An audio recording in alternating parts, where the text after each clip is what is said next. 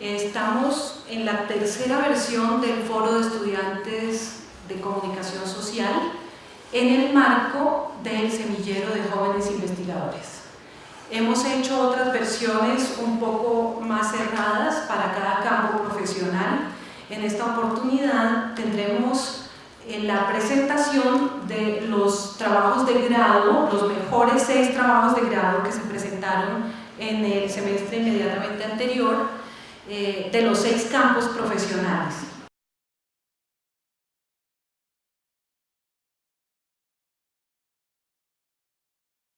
Inicialmente yo tenía la idea de hacer un largometraje, digamos que como mi trabajo, mi proyecto de grado. Todo empezó, digamos que con un cortometraje que hicimos en una clase que se llama ficción experimental. Allí hicimos un corto que pretendía ser, digamos que la primera secuencia de ese largometraje. Mi idea era filmar una secuencia primero, escribir, filmar la siguiente secuencia, escribir y filmar la otra secuencia para al final poder enganchar toda la película. Sin embargo, con el pasar, digamos, del tiempo y ya después de ver los resultados del primer cortometraje, me di cuenta que eso era muy complicado. Entonces, de ahí surgió, digamos, la idea de no presentar la película como tal, como proyecto de grado, sino el guión. Entonces, por eso mi tesis se llama Vida, Muerte y Renacer de un guión. Este es un proyecto que venimos trabajando, que es la idea, digamos, inicial me surgió hace ya casi 2 años. De ahí pasó a ser el corto, y del corto, digamos que ya empecé a moverme para poder hacer la película como tal. Hice alianzas, como vieron ahí en el video, con Andrés Sandoval, un actor, y Magida Isa, con su productora que se llama Nuestro Mar Producciones. Con ellos pretendíamos, digamos, que hacer la película con lo que ellos pudieran aportar y con lo que yo pudiera aportar. Además logramos una alianza con unos festivales de cine que también pretendían aportar dinero. Sin embargo, al momento ya de sentarnos con el equipo a hacer la lectura de guión, nos dimos cuenta que había unas falencias, porque era un guión que se había escrito solamente en 6 meses, poco menos de 6 meses, que un guión, pues realmente con esta experiencia aprendí que necesita mucho más trabajo. Entonces, a partir de ese momento me di cuenta que debía ahondar mucho más en el proceso de escritura. De ahí surge, digamos, la idea de adoptarlo como proyecto de grado, donde digamos que mi propósito es no solamente ahondar en la historia, sino más que todo abordar este guión desde los personajes. Después de la investigación, después del ensayo-error, después de todos los problemas que tuve, los momentos, digamos, difíciles que tuve enfrentándome con los compañeros de equipo y con el guión, ahora ya tengo este guión que espero que después de este par de correcciones que haga y lo que podamos recolectar también en empresa privada de otros sectores, la película la estemos grabando, si se puede, a mitad del próximo año ya. Y pues nada, los invito a que estén pendientes, pronto van a saber de la película lo pronto.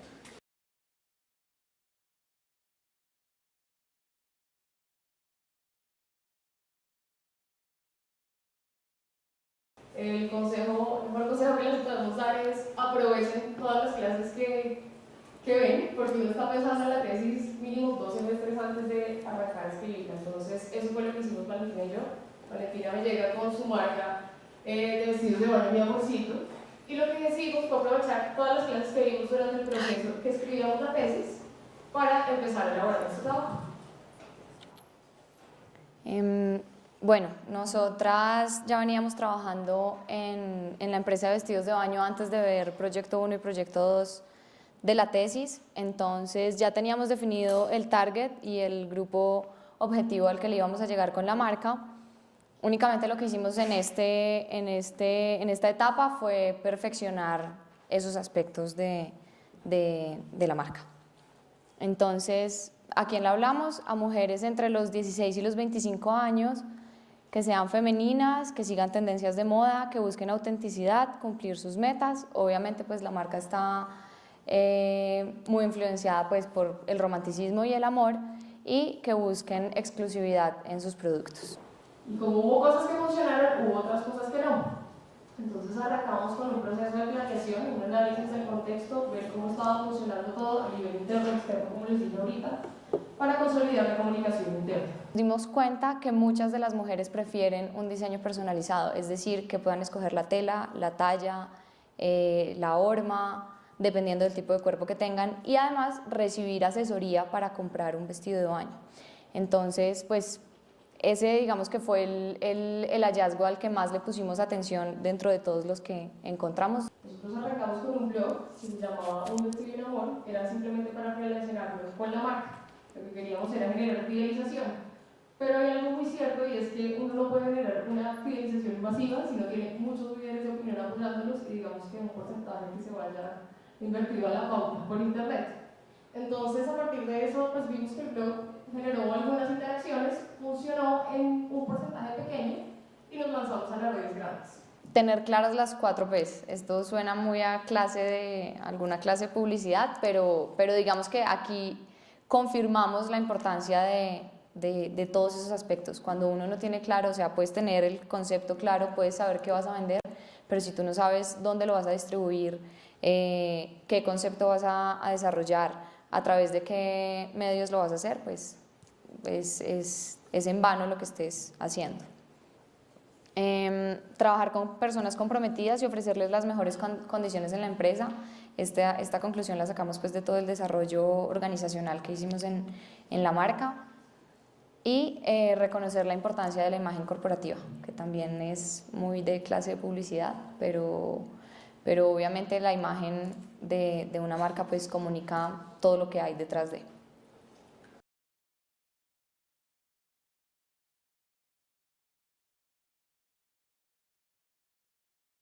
Narrativo, y quiero empezar hablando de las motivaciones que me llevaron a mí a empezar a investigar sobre este tema, y son 3 conceptos claves importantes que se fueron, digamos, como arraigando a mí a lo largo de la carrera. El primero de ellos es el deporte, y es inherente a mí, y ha sido inherente a mí durante toda mi vida. Soy un fanático del deporte, un fanático del fútbol, y eso fue una de las principales motivaciones para meter al deporte en mi tesis. Otra de ellas fue la narración. Digamos que los géneros narrativos, la crónica, las historias, las novelas, siempre han sido elementos que me han gustado desarrollar, me ha gustado leer. Soy un fanático de todas las crónicas que se escriben. Me gusta mucho leer lo que se hace, lo que se cuenta, y sobre todo desde el periodismo, en el que se trata de hablar aspectos de la realidad. Y la calidad, que la calidad es importante no solo en el periodismo, sino en todos los aspectos de la vida. Para poder trabajar con algo, para poder desarrollar algo de buena manera, hay que tener en cuenta la calidad. Yo creo que es indispensable, no solo en esta carrera, sino en todos los elementos, todos los aspectos de la vida, desarrollar los elementos y todas las actividades que uno realice con calidad. Y estos 3 aspectos se resumen en uno, y fue digamos, la carrera, el énfasis que yo escogí. Por lo que el objetivo fundamental era analizar la calidad del periodismo deportivo narrativo entre el 2004 y 2014 a través de unas piezas seleccionadas que nos pudieran dar y que nos pudieran medir, digamos, en cierto modo, en qué nivel se encuentra o en qué estado se encuentra el periodismo deportivo narrativo. Las bases conceptuales, como ya les dije, el periodismo narrativo, los géneros narrativos, digamos la crónica, nos basamos más que todo, a pesar de que tuvimos en cuenta cosas como el reportaje, como la entrevista. La calidad periodística, que es esencial, es decir, los valores periodísticos, la verdad, la independencia, la veracidad, la verificación de fuentes y todos esos aspectos que nos permiten hablar de calidad en el periodismo.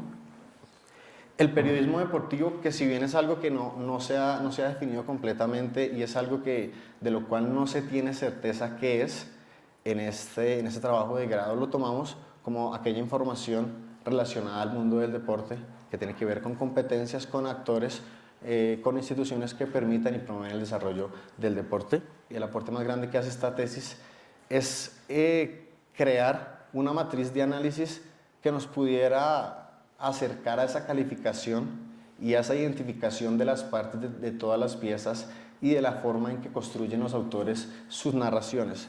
Esto obviamente sabiendo que era un tema muy complicado, puesto que, como les decía antes, es analizar objetivamente piezas que tienen un alto valor subjetivo y que en muchos casos los autores no son conscientes ni tienen, digamos, esa conciencia de construir parte por parte, y a veces se les va cosas que hacen parte de la inconsciencia de los autores, y realizar por último unas entrevistas de profundidad para mirar esa intencionalidad de los autores al momento de construir esas piezas, es decir, mirar qué tan intencional puede resultar una metáfora, una sinécdoque o un símil dentro de una pieza narrativa. La libertad y los juicios de valor son aspectos que en el deporte son más permitidos y que los autores entienden eso y tratan de juzgar más y dar más sus puntos de vista en este tipo de historias.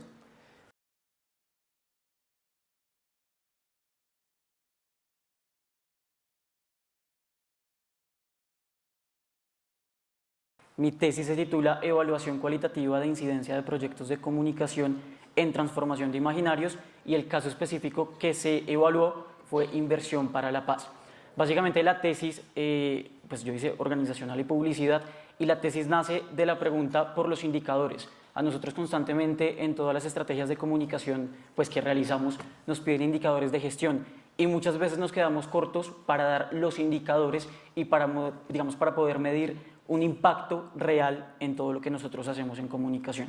Inversión para la Paz fue un proyecto del Centro de Investigación y Educación Popular CINEP, Programa por la Paz, que es de los jesuitas, y básicamente lo que buscó fue lograr que cualquier ciudadano se preguntara cuánto de sus formas de pensar y comunicar habían estado contribuyendo a la irresolución de conflictos. El proyecto se basó y digamos que buscó crear conciencia y un estado de paz en Colombia. Trabajó aquí en la Javeriana con algunas microacciones, trabajó en diferentes ciudades de Colombia, y básicamente lo que buscaba era hacer pensar a la gente y cuestionarla sobre qué tanto de lo que nosotros hacemos y decimos está contribuyendo a crear un contexto de paz.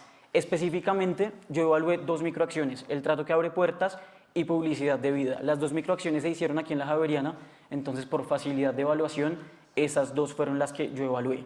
El trato que abre puertas se hizo en el 2009, del 2009 al 2010, y se basaba en que los estudiantes de la Javeriana, digamos que se relacionaban y tejían todas sus relaciones interpersonales desde ciertos prejuicios, entendiendo al otro como superior o como inferior, basados en ciertos prejuicios sociales o económicos. Y lo que quería el trato que abre puertas era actuar inmediatamente en el contexto de los estudiantes y digamos que preguntarles un poco por qué tanto de lo que hacen y cómo se relacionan en su contexto próximo, pues digamos contribuye a la paz o a la violencia. Publicidad de vida fue también aquí en la Javeriana con estudiantes de comunicación, y esta ya buscaba que los estudiantes de publicidad y organizacional específicamente mandaron una propuesta de comunicación para la paz, para la sostenibilidad ambiental, también buscando, digamos, como reflexión sobre todo este tema de paz, pero ya desde la creación, digamos, no tanto como un público que se va a ver afectado por una estrategia de comunicación, sino como un actor de cambio desde la comunicación. Nos dimos cuenta que un proyecto de comunicación, una estrategia de comunicación es capaz de atravesar toda esta línea y de situarse en alguno de los 4 puntos. El primero es participación. En participación podemos ubicar, en el caso de la comunicación para el desarrollo, a la comunidad de la que nace la estrategia de comunicación. Puede ser participación o visibilización, porque por ejemplo en publicidad lo que hacemos es mostrarle a un grupo objetivo una estrategia de comunicación, un comercial, una pieza publicitaria. Entonces digamos que este primer punto es participación o visibilización de una problemática a través de la comunicación. Luego de la participación, que es cuando la comunicación digamos que inicia con un público objetivo, viene la concientización. ¿Hasta qué punto la comunicación es capaz de concientizar? Y concientizar para volver al público objetivo o a las personas de la comunidad actores de cambio. Aquí nos basamos en Paulo Freire, él habla de la concientización activa. Entonces, cuando un ser es consciente, digamos es un ser consciente activo, es capaz de tomar decisiones y es capaz de empezar a ejecutar ciertas acciones de cambio sobre su contexto próximo. Saltamos a transformación. En transformación son las primeras acciones que el sujeto que se concientizó es capaz de empezar a hacer en su contexto para cambiar la situación inicial. Y la final es cambio, que es cuando ya la situación inicial desaparece y hay digamos que hay un posicionamiento de nuevos imaginarios.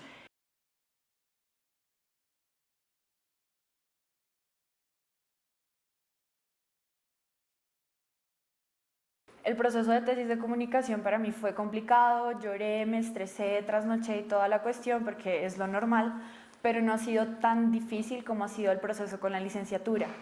En comunicación yo elegí un tema que básicamente me divierte y que me gusta hacer desde que tengo 12 años, que es leer cómics de Batman.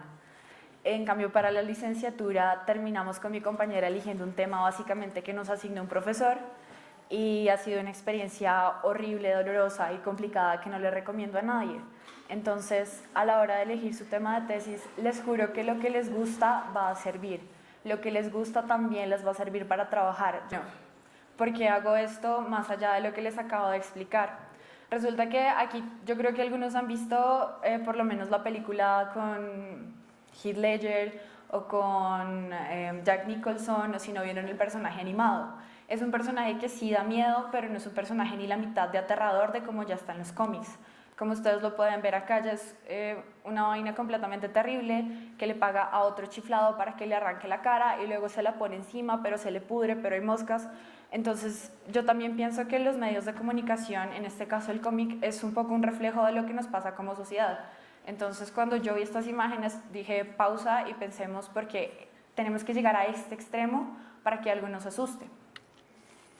Pero también viene la pregunta que ya les planteé. Yo les puedo mostrar estas dos imágenes y ustedes siguen sabiendo que es el mismo personaje, no solo es identidad de color, sino que es identidad de construcción.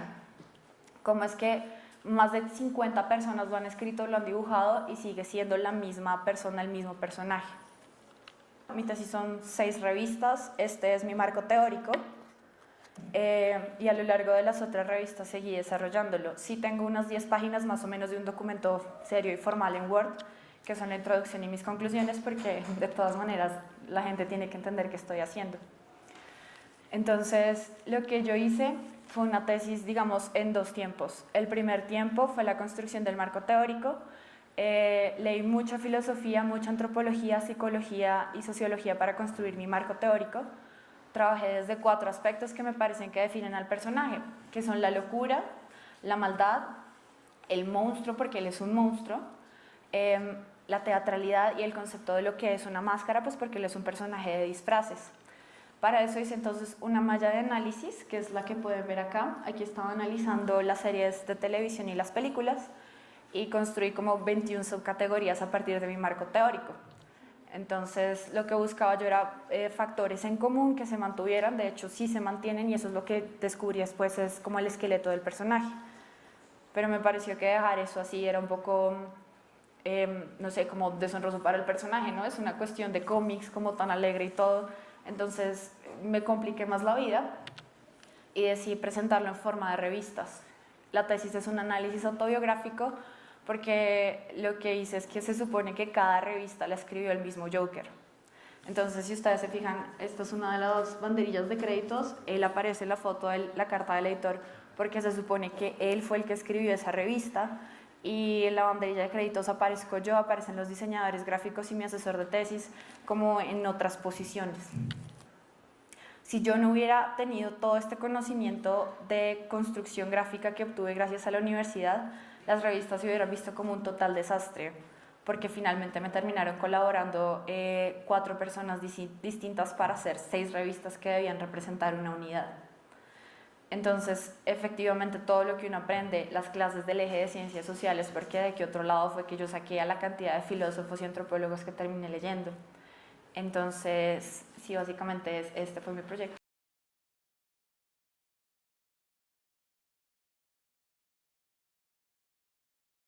La idea de sospechar sobre Radio Sutatensa empezó más como una idealización de traer este proyecto a la actualidad. Siempre me ha gustado darle mucho enfoque a la parte de los campesinos y todavía creo que el desarrollo del país está en los campesinos y no en las instituciones, pues porque pienso que tiene que haber un proceso de primero aceptación de dónde venimos y para dónde vamos, y la idea siempre ha surgido de que si el campesino sabe para dónde va y sabe lo que tiene y la fortaleza que tiene en la tierra, creo que Colombia sería un país más desarrollado y tendría mayores posibilidades de mercadeo y de la economía frente a grandes potencias mundiales.